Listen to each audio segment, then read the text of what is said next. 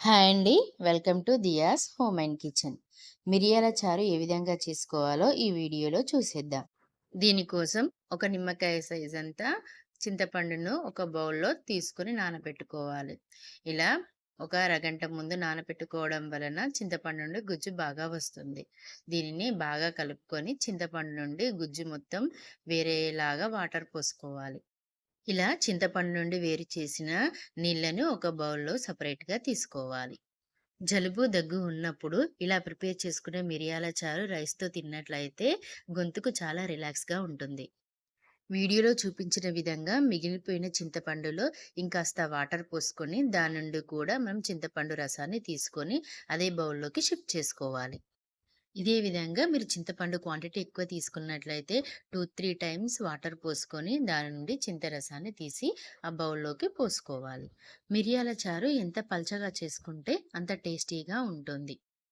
తర్వాత చింతపండు నుండి ఈ విధంగా ఏదైనా వేస్ట్ లాగా ఉంటే దానిని టీ జాలితోటి తీసి సెపరేట్ చేసుకొని కేవలం వాటర్ ఉండే విధంగా దీన్ని ప్రిపేర్ చేసుకోవాలి. ఇప్పుడు స్టవ్ మీద ఒక ప్యాన్ పెట్టుకొని ఇందులోకి ఒక స్పూన్ జీలకర్ర వేసుకోవాలి.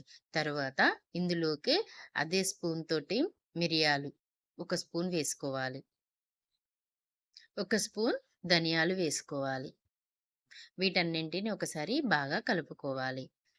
వీటన్నింటిని కలిపేటప్పుడు స్టవ్‌ని సిమ్‌లో మాత్రమే పెట్టి ఈ విధంగా కలుపుకోవాలి. ఇలా స్టవ్‌ని సిమ్‌లో పెట్టి కలపడం వలన ఇవి బాగా వేగి మాడిపోకుండా మంచి అరోమా వస్తుంది. వీటన్నింటిని ఒక మిక్సీ జార్‌లోకి షిఫ్ట్ చేసుకోవాలి. వీటిని గ్రైండ్ చేసేటప్పుడే వీటితో పాటు ఒక 10 దాకా వెల్లుల్లి రెబ్బల్ని పొట్టు తీసినవి ఇందులో వేసుకోవాలి. వీటితో పాటే వీటిని గూడా గ్రైండ్ చేసుకోవాలి. ఇవి తక్కువ క్వాంటిటీస్ కాబట్టే యూజ్ చేసేటప్పుడు చిన్న మిక్సీ జార్ యూజ్ చేయడం వలన ఫైన్ పౌడర్ లాగా మెత్తగా వస్తుంది. పెద్ద మిక్సీ జార్ యూజ్ చేసినట్లయితే మెత్తగా రాకుండా బరకగా ఉంటుంది. మిరియాల చారు ప్రిపేర్ చేసుకునేటప్పుడు ఈ పొడి మెత్తగా, సాఫ్ట్‌గా ఉండేలా చూసుకోవాలి. తర్వాత ఈ పొడిని తీసి పక్కన పెట్టుకోవాలి. ఇప్పుడు స్టవ్ మీద వేరే బౌల్ పెట్టుకొని అందులో ఒక స్పూన్ దాకా ఆయిల్ వేసుకోవాలి.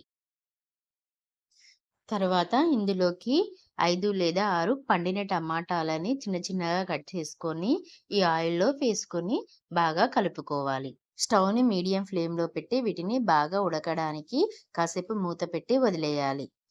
ఈ విధంగా మూత పెట్టి ఒక 15 నిమిషాల దాకా ఉంచినట్లయితే టమాటా బాగా మగ్గిపోతుంది.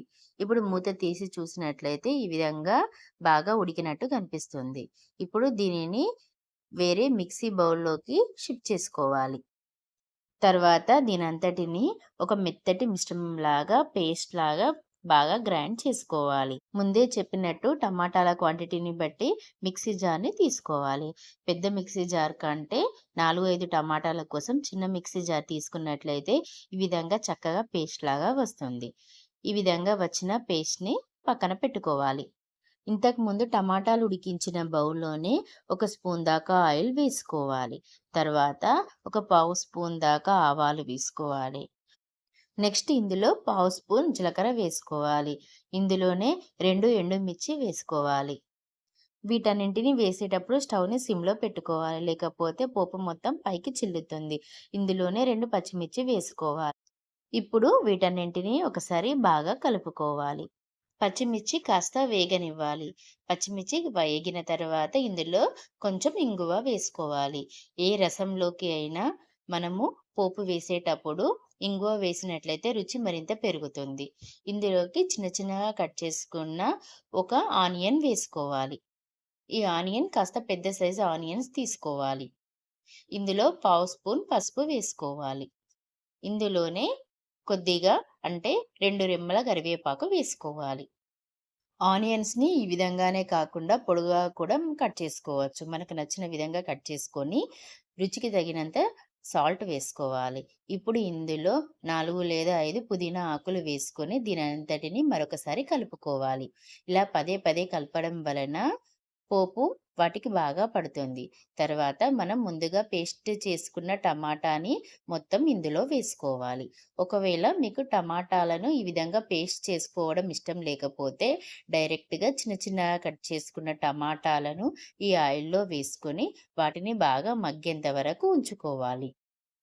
టమాటా పేస్ట్ మొత్తం ఆయిల్‌లో బాగా ఉడికిన తరువాత, మనం ముందుగా పక్కన పెట్టుకున్న చింతపండు వాటర్‌ని ఇందులో పోసుకోవాలి. ఇక్కడ మనం టేస్ట్ చెక్ చేసుకోవాలి.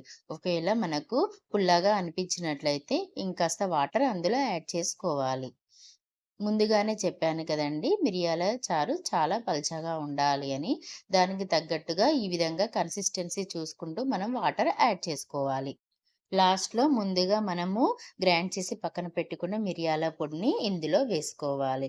ఇలా వేసుకొని ఒక పొంగు వచ్చేంత వరకు స్టవ్‌ని హై ఫ్లేమ్‌లో పెట్టి మాత్రమే ఉంచుకోవాలి. ఈ విధంగా ఒక పొంగు వచ్చిన తర్వాత మనము దీనిని మరొకసారి కలపాలి. ఇలా స్టవ్‌ని హై ఫ్లేమ్‌లో పెట్టేటప్పుడు పదే పదే కలపాలి. లేకపోతే ఇది పొంగిపోతుంది. ఇలా పొంగడం వల్ల చారు రుచి మొత్తం పోతుంది. తర్వాత కట్ చేసి పక్కన పెట్టుకున్న కొత్తిమీరను కాస్త ఇందులో కాడలతో సహా వేసుకోవాలి. ఇలా కాడలతో సహా వేసుకోవడం వలన రుచి బావుంటుంది.